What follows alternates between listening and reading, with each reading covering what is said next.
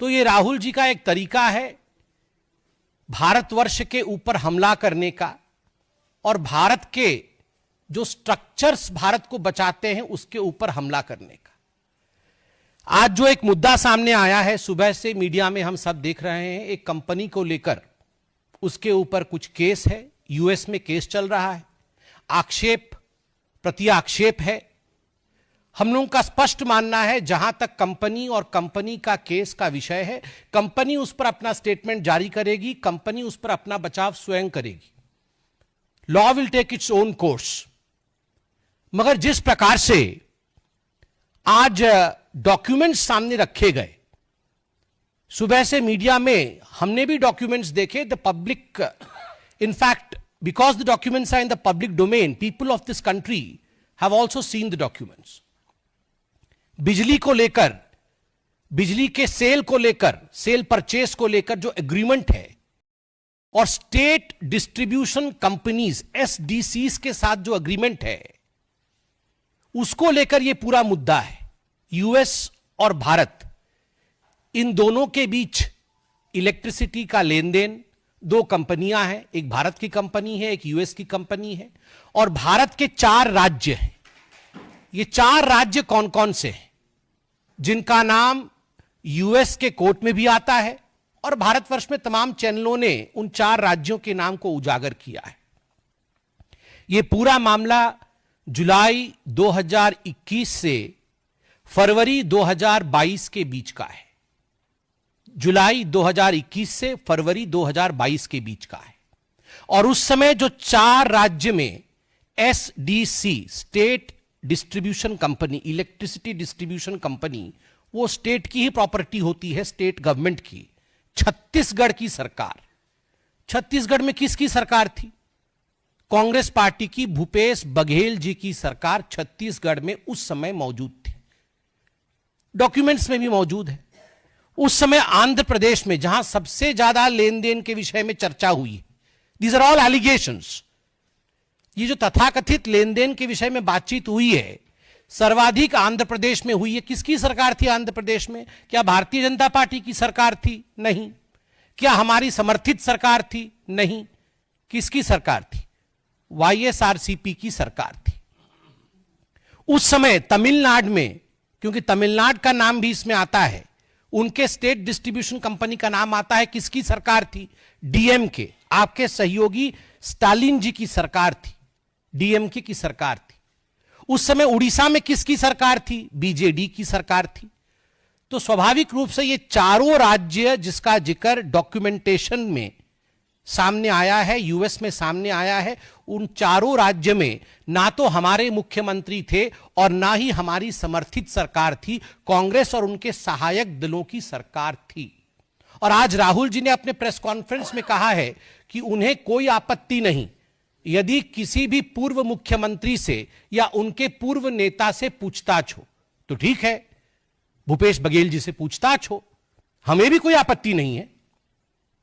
ये चारों राज्य के जो मुख्य नेता हैं, जिनके अंडर में इलेक्ट्रिसिटी बोर्ड इत्यादि रहा होगा, इनके मुख्यमंत्री हो, उनसे पूछताछ करें, हमें काहे की आपत्ति होगी? आप केस करिए ना, आप केस करिए, बिल्कुल पूछताछ करिए। और आपने एक बोर्ड दिखाया, बिजली का बिल आपका और मुनाफा उनका। तो तमिलनाडु में बिजली का बिल भारतीय जनता पार्टी की सरकार तो नहीं दे रही थी ना, बिजली का बिल तो डीएमके की सरकार दे रही थी।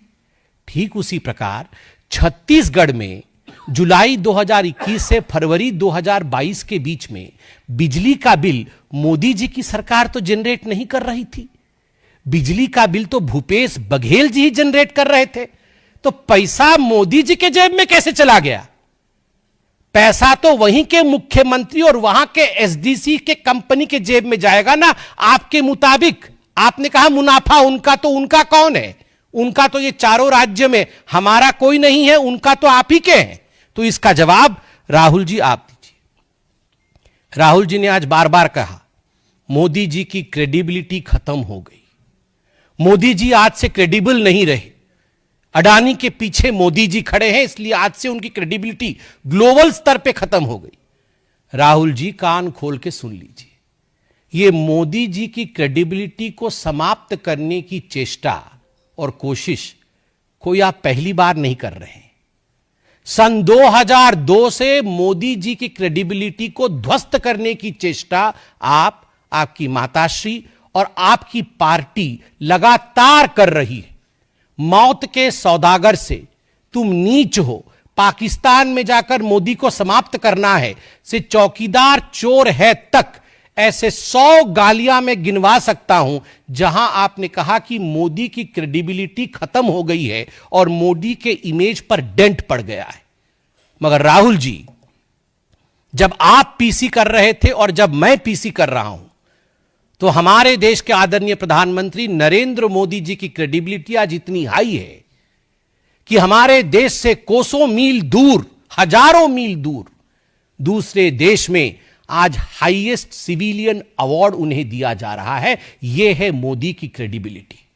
ना मौत के सौदागर से मोदी जी की क्रेडिबिलिटी पे डेंट पड़ा, ना चौकीदार चोर है कहने से मोदी जी की क्रेडिबिलिटी पे डेंट पड़ा, क्योंकि देश की जनता जानती है कौन क्रेडिबल है और किसकी क्रेडिबिलिटी नहीं है। देश की जनता सटीक भाव से जानती है। बंधुगण,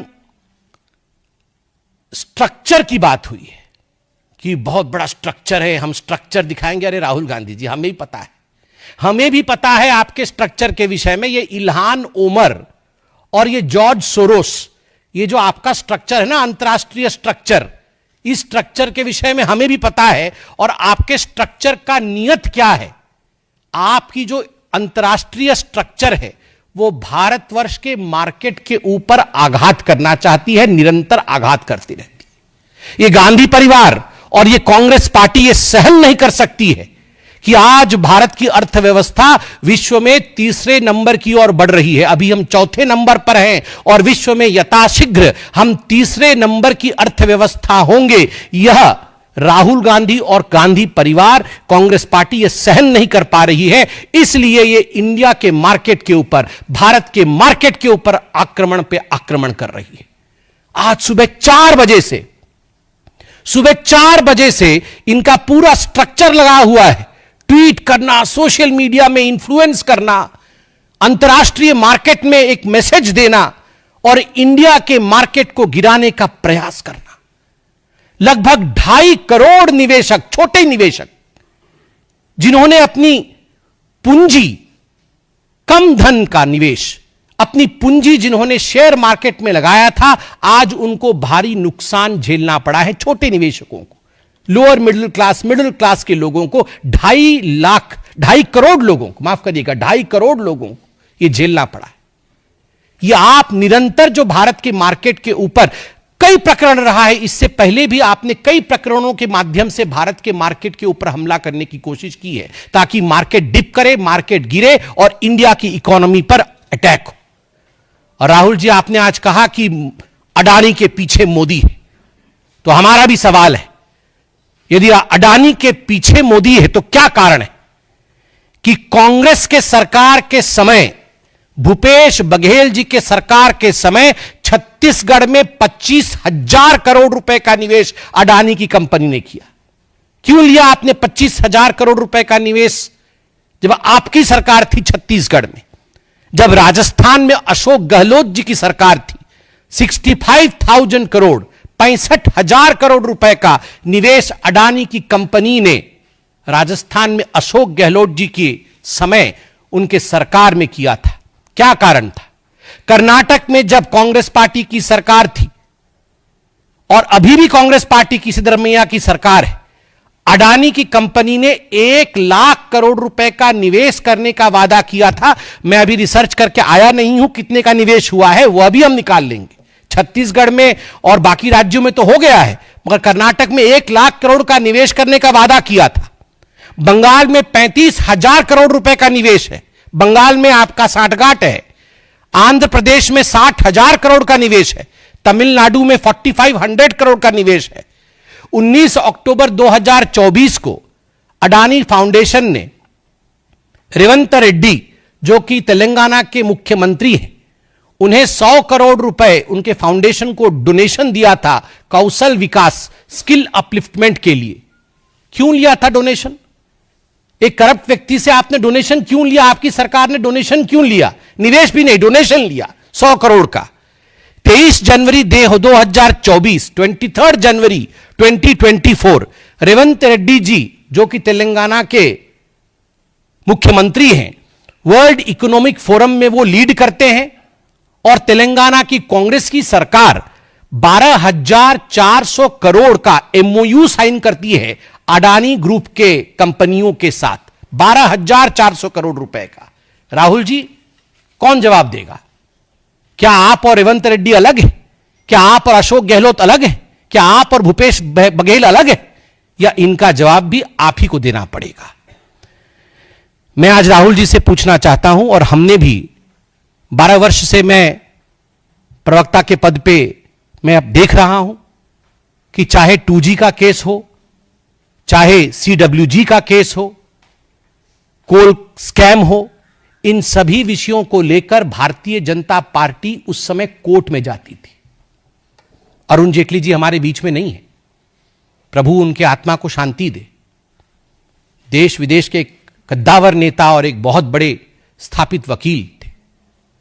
हर केस में वो लड़ते थे, केस साबित होता था, इन्वेस्टिगेशन होती थी, हम आधार को लेकर लड़ते थे। और मैं आज राहुल गांधी से पूछना चाहता हूं, जिस प्रकार हम केस करते थे, केवल प्रेस कॉन्फ्रेंस नहीं करते थे, आप केस करिए ना, आप केस करिए, कोर्ट जाइए। और मुझे आज तकलीफ हुई इस बात से, आपने अपने पीसी में, आप देश के एक सांसद हैं, छोड़ दीजिए कि आप किसी पार्टी के अध्यक्ष रह चुके हैं, मगर आप एक सांसद हैं, और आपने कहा कि इस हिंदुस्तान में, इस भारतवर्ष में हमें कांग्रेस पार्टी को कोर्ट का भी काम करना पड़ रहा है, जुडिशरी, आपने पर्टिकुलरली जुडिशरी शब्द का इस्तेमाल किया कि मीडिया भी अपना काम नहीं कर रही है, मीडिया का काम भी कांग्रेस कर रही है बहुत हद तक, और जुडिशरी का काम भी कांग्रेस कर रही है। वाह, बेल पे बाहर मां बेटे और जुडिशरी का काम कर रहे हैं। आधे लोग तो बेल पे बाहर हैं और ये जुडिशरी का काम कर रहे हैं। बताइए, इस पे तो कंटेम्प्ट ऑफ कोर्ट होना चाहिए, सुओ मोटो कॉग्निजेंस लेना चाहिए कि जुडिशरी का काम कर रहे हैं। और आज तो मुझे बड़ा दुख लगा, हमारे एक पत्रकार बंधु ने 3 सवाल क्या पूछ लिए, उनसे ऐसे झेप गए कि ये बीजेपी का। अरे भैया, पत्रकार है, आप भी तो हमसे पूछेंगे। अभी राहुल गांधी ने ऐसा कहा, कभी हम गुस्साते हैं? कभी नहीं भैया, आपका कर्तव्य है, आपका काम है, आप सवाल पूछेंगे। और वहां बोल रहे हैं आप बीजेपी का सवाल पूछ रही है। बीजेपी का सवाल नहीं है, वाजिब सवाल था, उत्तर नहीं है, इसलिए आप झेप गए थे। राहुल जी कह रहे थे इंडिया हाईजैक हो गया है। गलत, टेंस गलत है, पास्ट टेंस में होना चाहिए था, फ्यूचर टेंस और प्रेजेंट टेंस में नहीं। इंडिया हाईजैक हो गया था। गांधी परिवार, ये नकली गांधी परिवार उसके हाईजैकर थे। कमांडो ने मुक्त कराया है हाईजैकिंग से। अब भारत का जो इकोनॉमिक जहाज है वह रनवे पे 2014 से रफ्तार से दौड़ करके अब 35,000 की फुट की ऊंचाई पर उड़ान भर रहा है, तीसरे नंबर की इकोनॉमिक शक्ति बनने जा रहा है। तो Rahul Gandhi, India is not hijacked, India was hijacked. Today India is soaring high as far as economy is concerned. और बार बार बोलते हैं जेपीसी कर देंगे, जेपीसी बना देंगे। सरकार कहीं बनती नहीं है, कहीं सरकार बनती नहीं है तो जेपीसी बनाकर ही खुश हो जाते हैं। तो बोलते चलो जेपीसी ही बना देंगे, सरकार तो बन नहीं रही है। और जेपीसी बना दीजिएगा तो वहां क्या, कोई बोतल फोड़ रहा है, कोई हाथ तोड़ रहा है, कोई मुंह फोड़ रहा है, यही चलता है इनके जेपीसी में। लोकसभा सत्र से पहले ये इनका पुराना ड्रामा है। अब राहुल गांधी जी को देखिएगा, पहले दिन 25 तारीख को पूरा ड्रामा और नौटंकी शुरू कर देंगे। किस प्रकार से भारत की इकोनॉमी नहीं चले, किस प्रकार से भारत का पार्लियामेंट नहीं चले, किस प्रकार हर जगह केओस और अस्त व्यस्तता रहे, यही राहुल और कांग्रेस पार्टी का विशेष उनका प्रबंधन है। और अपने मुंह मियां मिट्ठू बनना राहुल गांधी बंद करे। इतना कह के मैं अपने विषय को समाप्त करता हूं। कोई प्रश्न हो तो अवश्य पूछें।